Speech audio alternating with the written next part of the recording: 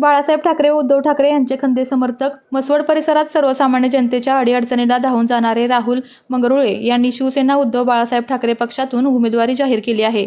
श्री सिद्धनाथ नागरिक आघाडीकडून मैदानात असलेले वृषाल विजय टाकणे व भारतीय जनता पार्टीकडून मैदानात असलेले आकाश बाळासाहेब पानसांडे यांच्या विरोधात त्यांनी उमेदवारी अर्ज दाखल केला असून विजयाचा विश्वास व्यक्त केला आहे. सर्वसामान्य नागरिकांना नगरपालिकेच्या माध्यमातून सुविधा उपलब्ध करून दिल्या आहेत. तसेच म्हसवडचे बस स्टँड तत्कालीन परिवहन मंत्री दिवाकर रावते यांच्या माध्यमातून 2,83,00,000 रुपये मंजूर केले होते.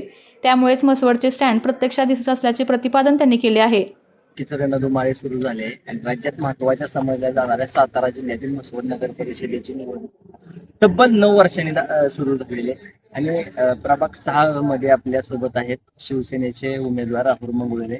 आपण यांच्याकडून जाणून घेऊया की शिवसेना उद्धव बाळासाहेब ठाकरे गटाचे राहुल मंगरुळे आपल्या सोबत आहे. आपण त्यांच्याकडून जाणून घेऊया की नक्की भावना काय आहेत आणि उमेदवारी आणि लोकांचा प्रतिसाद कशा पद्धतीने आहे. जय महाराष्ट्र. मी म्हसवड नगरपालिकेच्या निवडणुकीसाठी शिवसेना उद्धव बाळासाहेब ठाकरे या पक्षाकडून मशाल चिन्हावर उभा आहे. प्रभाग क्रमांक 6 मधून उभं राहण्याचं कारण की या प्रभागाचा विकास कुठल्याही प्रकारचा झालेला नाही. या प्रभागात दुरळ्याचं साम्राज्य भरपूर आहे आणि या दुरळ्यामुळे लोक एवढी त्रस्त आहेत की हा दुरळा मशालीनच मी संपवणार आहे. जी मशाल मी हातात घेतली ती ह्या प्रभागातला दुरळा संपवायसाठी. दुसरं म्हणजे या प्रभागातील सर्वसामान्य लोकांना मी शासकीय योजना माझ्या जेवढ्या ताकदीनं पूर्ण करता येतील तेवढ्या मी पूर्ण केली. प्रत्येकाला त्याचा लाभ हा मिळत आहे. आणि त्या प्रभागातील जी सर्वसामान्य लोक आहेत ते माझ्यावर एवढं प्रेम करते की मी जे प्रचार करताना जो मला प्रतिसाद मिळाला तो त्यातून माझा उमटलेला प्रतिसाद आहे. प्रत्येक घरात गेल्यावर मला लोकांनी आत बसवून साखर चहा जे जे काय प्रेम दिलं त्याबद्दल मी त्या लोकांचा आभारी आहे. पण लोकांनी या 2 दिवसात जे काय प्रतिसाद मिळणार आहे दुसरा तो न बघता मी कामाचा माणूस आहे. माझ्या प्रभागातली समस्या एक मोठी होती की 80% प्रभाग माझा बाजारपटांगण लाईटचा डीपी आहे. त्या डीपीवर होती. तर ते उन्हाळ्यामध्ये वादळ वारं झालं की लाईट ही रात्रभर आमची गायब व्हायची. आम्ही वायरमनच्या मागे लागायचं. प्रभागातली पोरं यायची, चला दादा आपण प्रभागात जाऊ लाईटचं बघूया. वायरमनला फोन केला, वायरमन म्हणणार की असं असं इकडं फॉल्ट आहे. आमची लाईन यायची मायनी चौक ते मसाईवाडी विरकरवाडीवरून फुले डीपीवरून परत बाजारपटांग डीपी. ही फॉल्ट हुडकायला पूर्ण रात्र जायची. आमचा प्रभाग पूर्ण रात्रभर असायचा अंधारात आणि गाव सगळं उजेडात असायचं.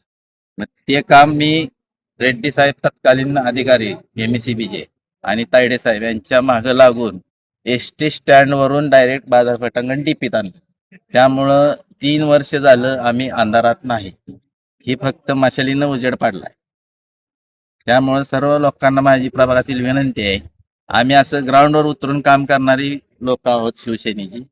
तर मी फक्त एकदा मला निवडून द्या आणि नंतर मला कुठलंही काम सांगा, तुमचा मी मत वाया जाऊन देणार.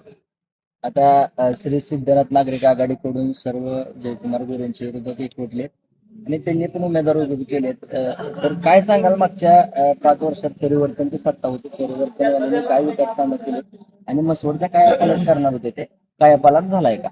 आता एकच उदाहरण देतो ह्या गल्लीचं. या प्रभागात सिमेंटचे कॉन्क्रीटचा रस्ता झाला. पहिला रस्ता 4च महिन्यात परिवर्तनच केला होता पण तो उदसला गेला. नंतर मी पाठीमागं लागून सीओ साहेबांच्या पाठीमागं लागून दुसरा हात मारायला लावला. दुसरा हात मारला तर तो महिन्यातच निघून गेला. तेव्हापासून आमचा प्रभाग हा दुरळाच खातो. त्यामुळं विकास करावा, सगळ्यांनी निवडून आल्यावर विकास करायचा असतो, पण तो लोकांना त्रास न होईल असा विकास व्हावा. महत्वाचा विषय आहे की लोकांना जर त्रास होत असेल, तुम्ही विकास करताय, तुम्ही काय का खाता बिता आम्हाला म्हणायचं नाही, पण जी काम केलंय ती जर प्रामाणिक केलं असतं तर ही धुळ्याची समस्या निर्माण झाली नसती. आता काही विरोधक आरोप करतायत परिवर्तनवाल्यांवरती. परिवर्तनवाल्यांच्या काळात जी विकास कामं झाली ती फक्त कमिशनसाठीच झाली. मला त्या बाबतीत काय बोलायचं नाही. मी काय बघितलं नाही कोणी कमिशन किती खाल्लं आणि काय खाल्लं. बोलायला सोपं असतं, फक्त करणं अवघड असतं. मी एकदा जाऊ द्या, मी कसा विकास, मी एक उदाहरण देतो. मसवड एसटी स्टँड म्हणजे बसस्थानक हे पूर्णतः खड्ड्यात होते.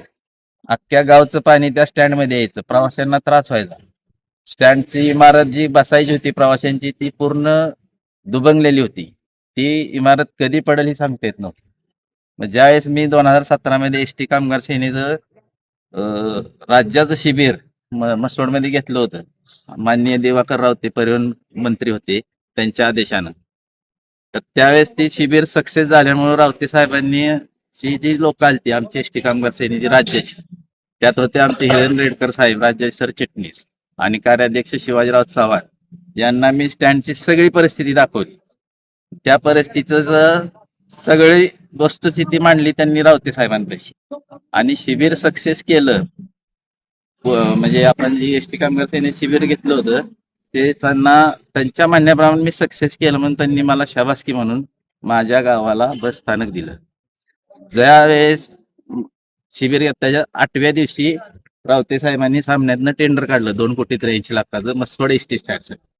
पण तिथले अधिकारी अजून आहेत 17 पासूनचे एसटी महामंडळातले. त्यांना कधी विचारायचं की ह्या राहुल मंगळाने कशाला त्रास दिला, तुम्हाला 2 रुपये मागितलं, मी काम मंजूर करून आणले, मला ही द्या. मी फक्त एवढं सांगितलं की हे स्टँड मजबूत आणि कायमस्वरूपी व्यवस्थित कित्येक वर्ष टिकावं असं करून द्या. हे माझ्या मसवडचं नाक आहे आणि हे काम चांगलंच झालं पाहिजे. फक्त काय कारणामुळं पहिलं ज्यानं टेंडर घेतलं त्यांनी ती 2 वर्ष काम थांबवल्यामुळं दुसरं टेंडर घेऊन आपलं स्लॅबचं काम होतं. टेंडर पहिलं निघलेलं स्लॅबचं होतं, ते पत्र्याच झाल्या. तर तुमच्या विरोधात भारतीय जनता पार्टीने आकाश पानसांडे त्यांचं आव्हान कशा पद्धतीने वापरलं? मी आव्हान असं कधीच समजत नाही. मी शिवसैनिक आहे बाळासाहेब. मी जे काम केलं त्या कामावरच मत मागतो. मी कसलंही आमिष कोणाला दाखवत नाही कुठल्याही मतदाराला. आणि आकाश पानसांडे असतील किंवा वृषाल टाकणे असतील, हे प्रत्येकाला अधिकार दिला उभा राहायचा. प्रत्येकानं ज्यानं काम केलंय त्याला मतदार मत देणारच. त्यामुळं मला ती काय तुम्ही म्हणताय त्याप्रमाणे काही नाही.